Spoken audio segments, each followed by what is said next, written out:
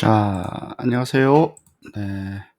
오늘은 어 카파 카파에서 쓰는 태스크 모형, 네, 태스크 모형의 또 메타 템플릿이고요.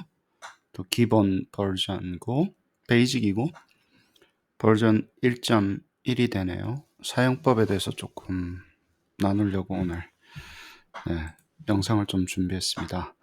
자, 우선 이 템플릿이 이제 조금씩 이제 안정화가 되고 있고, 그리고 또 업그레이드도 조금씩 되고 있어서 주기적으로 바뀔 때마다 조금 설명을 드려야 될 것 같아서요. 여러분들이 이미 이 템플릿 액세스를 가지고 계실 거예요. 그래도 혹시 모르니까 만약에 없으신 분들은 여기 QR코드 스캔하시면 받을 수 있고, 영상 아래쪽에 이 템플릿 그 URL을 적어 놓도록 하겠습니다. 네. 자, 일단 카파에서 이 템플릿 받으시면요, 처음 하셔야 되는 게 이 주소를 꼭 그 즐겨찾기 해서 favorite에 좀 넣어 주세요. 왜 그러냐면 제가 여기 보니까 베이직 뭐 1.1이라고 돼 있잖아요. 예, 이것을 뭐 주기적으로 업그레이드를 합니다. 그래서 바뀌는 게 있으면 또 바뀌는 걸 보시고 그때마다 다운로드 받는 거를 추천을 드립니다. 그래서 모형을 만드실 때마다 사실은 여기 와서 이거를 다운로드 받으셔서 여기서 바꾸시는 거를 추천을 드리고 있어요. 왜냐하면 내가 만든 템플릿에서 바꿔서 하시다 보면 최신 템플릿하고는 달라지는 경우가 많거든요. 제가 나눠드렸던 강의만 해도 버전이 다릅니다. 옛날에 만들었던 강의는 이 템플릿이 아니라 그 전 거를 쓰고 있기 때문에, 그래서 항상 여러분들 만드실 때는 여기 들어와서 좀 귀찮으시더라도 만드시는 게 최신 용어라든가 뭐 definition이라든가 이런 거를 따라 가시는 게 됩니다. 네.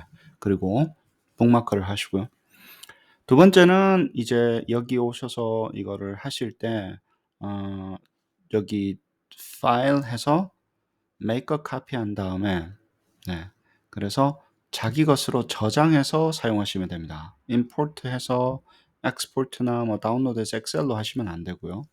여기 make a copy 해서 다른 것으로 이제 저장을 하시는데, 이 하실 때 여기에 app script 파일 JFC라고 하는 kappa JFC라고 하는 app script가 딸려 있습니다. 네, 그래서 이 app script가 같이 가니까 그 워닝 사인 확인하시고 make a copy 하시면 됩니다. 이게 아니고 다른 스크립트가 있으면 보안에 취약해질 수 있으니까 조심하시고요. 네. 그렇습니다. 네, 그래서 일단 카피를 하셔서 앱 스크립트까지 다 카피를 하시고 나면, 자, 전체적인 흐름은 이렇습니다. 처음에 모형을 만들 때 리버스 엔지니어를 하든 아니면 처음부터 뭐 케이스가 되어 있는 온톨로지를 하시든 룰 베이스드로 하시든 처음에 온톨로지 모형을 스페시파이 합니다. 여기 같은 경우는 온톨로지 모형이 굉장히 간단하죠. 1은 이제 first parameter라는 거고요. 첫 번째 매개 변수, 두 번째 매개 변수 그냥 숫자를 붙여놓은 거고, 이거는 이제 매개 변수의 이름이 되겠죠. stem, 뭐 answer, 뭐 이렇게 해서 그냥 간단하게 붙인 거고, 그리고 온톨로지 모형에 들어가는 이렇게 뭐 테이블처럼 이렇게 paired 되어 있는 테이블처럼 총 10개의 이런 데이터 같은 게 이제 이렇게 정리를 하시고요. 그 다음에 여기는 이제 join을 통해 가지고 여기 vertical bar를 가지고 join을 한 거예요. 그래서 이거 보시면 첫 번째 셀부터 여기 마지막 셀까지 range를 잡아서 join이 돼서 이렇게 설정이 됩니다. 그 다음에 여기도 마찬가지겠죠. 1부터 5까지 이렇게 하면 다 vertical bar로 join이 되어 있죠. 네, 그렇게 해서 두 가지가 그 두 번째 파라미터가 이제 설정이 됐고요. 그러고 나서 온톨로지를 처음에 설정을 하고 나서 두 번째 스텝은, 이거는 이제 지식의 어떤 핵심 구조 같은 거잖아요. 케이스가 이렇게 쭉 연결되어 있는 핵심 구조인데 그것을 가지고 이제 질문과 스템이라고 하고 답을 만들고 그리고 베이스 디스트럭터를 설정을 하고 그다음에 추가적인 답 additional answer list라고 하는 건 이제 빼야 되는 것들 설정하고 그다음 혹시 모르는 경우 모자라는 경우가 있을 수 있으니까 또 additional 한 그 디스트럭터 리스트를 넣어서 만약에 이게 뭐 4개까지 만들어야 되는데 모자라는 경우는 보조해 주는 그런 역할로 쓸 수 있습니다. 주로 이거는 additional distractor list는 주로 잘 안 쓰죠. 예. additional answer list만 해도 뭐 그중에서 답 빼기만 하면 되는 경우가 많이 있으니까 안 쓰는데 일단 여기에 question set를 만듭니다. 그리고 여기서 말하는 type 3는 여기 type 3 보이시죠? type 3는 이 아이템 모델에 있는 문항 모형의 세트를 맞춘 세트란 얘기는 이제 stem, answer, distract 이렇게 딱 맞춘 거를 세트라고 하는데 그 구조가 세 가지가 있습니다. 카파에서 저기 쓰는 여기 있는 이제 M부터 W 사이에 이게 지금 안에 들어가 있다는 거니까 클릭을 해보시면 타입 2도 있고 타입 3가 있는데 어, 구조가 약간씩 달라요. 여기 보시면 베이스 디스트랙터 1, 2, 3, 뭐 타입 2는 이렇게 생겼고 타입 1은 이렇게 생겼어요. 예. 그래서 제가 이전에 강의를 할 때는 타입 1을 디폴트로 해서 모형을 만들게 말씀을 드렸어요. 근데 여러 가지 이유로 뭐 타입 1을 쓰셔도 상관없습니다. 타입 1 쓰셔도 구조를 보시면 다 똑같은데 여러 가지 이유로 향후에는 타입 3가 디폴트가 되게끔 제가 해서 강의도 진행을 하고 모형도 만들고 그렇게 할 거예요. 그래서 여기를 필요하시면 이제 타입 2, 타입 3 하시고 아니면 여기 있는 거가 이제 하이드 되어 있는 형태로 아마 보실 겁니다. 그러면 여기 처음에 나와 있는 게 타입 3가 있겠죠. 그죠? 그래서 이거를 가지고 이제 디폴트 퀘션 세트로 써서 그래가지고 여기 이제 설정을 하는 거예요. 네, 그래서 뭐 스탬도 바꾸고 앤서도 바꾸고 뭐 온톨로지에 있는 걸 가지고 바꾸는 작업을 하고 그게 두 번째고요. 그러면 그 문항 모형의 세트를 스페시피케이션 한 다음에 그것을 태스크 모형에다가 앉힙니다. 다시 한번 말씀드리지만 옛날에는 여기 스템에서 직접 바꾸고 옵션에서 직접 바꾸고 하셔도 상관이 없어요. 왜냐면 이 스템이 여기가 되는 거고요. answer key가 A이기 때문에 여기다가 답을 넣고 여기 있는 셀에다가 그냥 오답을 하나씩 집어넣으면 문항이 그대로 형성이 됩니다. 근데 지금 여러분들이 이제 그 수업이라든가 아니면 모형을 하실 때 카파의 가장 큰 장점 중에 하나가 돼 버렸는데요. 그냥 있는 질문에서 어떤 그 피어처 값, 어떤 특정 뭐 단어를 바꾼다거나 그다음에 어떤 숫자를 바꾼다거나 그 정도에 만족하지 않으시고 온톨로지를 하나 만들고 나면 온톨로지가 이런 게 있으면 질문을 바꾸는 경우도 있고요. 질문이 굉장히 달라져 가지고 구조가 완전히 바뀌는 경우도 많고요. 그러면 한 온톨로지에서 여러 가지 질문이 들어가는 약간 테크니컬하게 말씀을 드리면 멀티 퀘션이 들어가는 문항 모형이 이제 계속 이렇게 디폴트가 되어 가는 거예요. 복잡하죠. 복잡한데 그게 거의 여러분들이 아마 그 연구라든가 아니면 실전에서 만드실 때 특히 강의만 해도 중반이 가기 전에 아마 그 모형을 기본적으로 하고 여러 가지 질문이 들어가는 것을 위주로 해서 이그젬플이 진행이 됩니다. 그래서 거기가 이제 러닝 커브가 조금 있거든요. 이거 질문을 어떻게 여러 가지 넣지? 그럴 때 답이 바뀌는 걸 어떻게 처리하지? 그럴 때 디스트랙터를 바뀌는 것을 어떻게 처리하지? 거기가 러닝 커브가 좀 있습니다. 근데 러닝 커브가 있기 때문에 어, 그 러닝 커브를 극복을 못 하시면 이해가 안 돼요. 이 코드를 이해를 하실 수가 없어요. 강의는 막 진행이 되는데. 그러다 보니까 제가 조금 무리를 해서라도 타입 3를 기본으로 해서 먼저 진행을 하고 그리고 여러 개의 질문이 들어가는 세트가 들어가는 거를 조금 더 초반부터 강의를 하려고 제가 이렇게 템플릿을 좀 구조를 다시 맞췄습니다. 다시 한번 더 말씀드릴게요. 만약에 이 모형이 질문 하나밖에 없어요. 질문 하나에 스템 하나에 answer 하나에 이 구조가 하나만 존재하면 그러면 이 모형은 그냥 문항 모형이 됩니다. 근데 우리가 여기서 말하는 왜 태스크 모형이라고 했냐면 Evidence Center Design이나 Assessment Engineering의 definition의 태스크 모형은 문항 모형들이 묶여져 있는 그런 형태를 태스크 모형이라고 해요. 혹은 문항 모형이 어떤 식으로 만들어져야 되는지를 가이드 해주는 그것을 태스크 모형이라고 합니다. 그렇기 때문에 여기서는 우리가 온톨로지를 하나를 가지고 다양한 질문 세트를 여기에 앉힐 수가 있거든요. 그러면 여러 가지 질문 1, 2, 3 나중에 example 해볼 텐데 그러면 이 모형은 이제 우리가 태스크 모형이라고 불러야 되는 거예요. 다시 한번 더 말씀드릴게요. 이 모형에 여러 가지 질문 세트가 들어가는 그러면 그 개체는 question 세트는 이제 문항 모형이 되는 거고요. 여러 가지 복수의 문항 모형이 들어가게 되면 저희는 이것을 태스크 모형이라고 부르는 게 맞기 때문에 appropriate 하기 때문에 여기는 제가 태스크 모형이라고 적어 놓은 거예요. 아시겠죠? 그 다음에 여기서 앉히고 나면 이 템플릿을 하는 거는 여기 클릭을 해보시면 JFC라고 하는 함수가 있습니다. 아까 보셨던 거 우리 파일 해서 여기 make a copy 하면 여기 kappa underbar JFC라는 앱 스크립트가 여기에 attach 되어 있거든요. 여기서만 구동을 해요. 그래서 만약에 이거를 뭐 그냥 그 아무 곳에서나 전체를 카피해서 가면 그 앱 스크립트가 없기 때문에 이 JFC 함수가 작동을 안 합니다.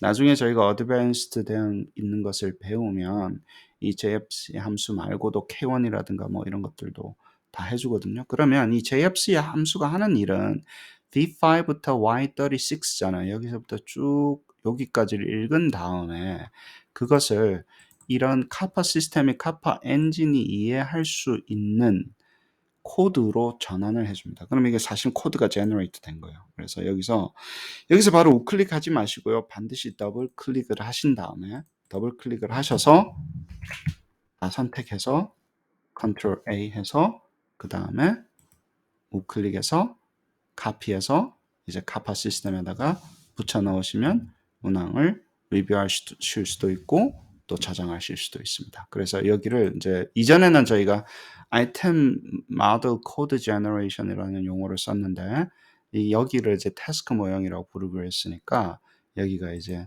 태스크 모델 코드 제너레이션 이런 식으로 이름이 바뀌겠죠. 네. 그렇게 해서 이제 네 가지 단계를 통해서 이 템플릿이 하는 역할은 뭐냐 하면 다시 한번 더 말씀드릴게요. 온톨로지 모형을 정리하는 역할을 해요. 온톨로지 모형이 특히 케이스 형태로 이렇게 되어 있으면 온톨로지 모형이라는 건 이제 질문과 답을 이루는 이 피어처의 어떤 그 symbolic manipulation ready가 되는 형태로 정리가 된 것을 지식의 핵심 구조를 symbolic manipulation ready가 manipulation ready 되어 있는 것을 온톨로지 모형이라고 하는데 이걸 먼저 정리를 해야 됩니다. 뭐 룰 베이스 같은 경우는 바로 여기다 코딩을 하셔도 상관이 없어요.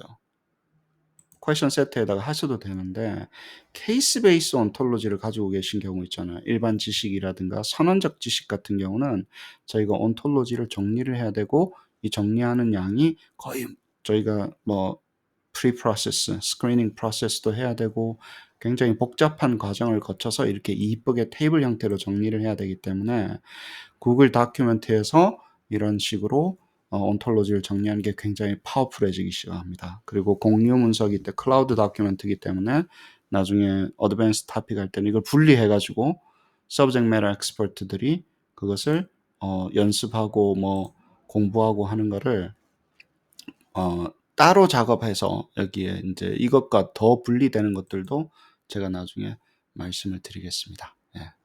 아무튼 그렇게 해서 여기 두 가지 칼럼이 있는 걸 가지고 만들고요.